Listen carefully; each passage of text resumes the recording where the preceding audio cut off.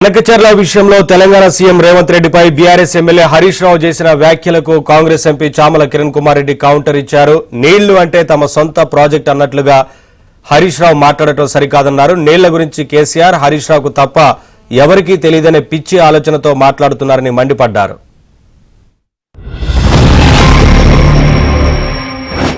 ఏదో అక్కడేదో అడుగుతుంటే 2-3 పాయింట్లు దొరికితే తట్టుకోలేక వీడియోలు తెచ్చి ఆడ ప్లే చేసి తెలంగాణ ప్రజల ముందు ఇక మొత్తం బయటపడ్డాడు.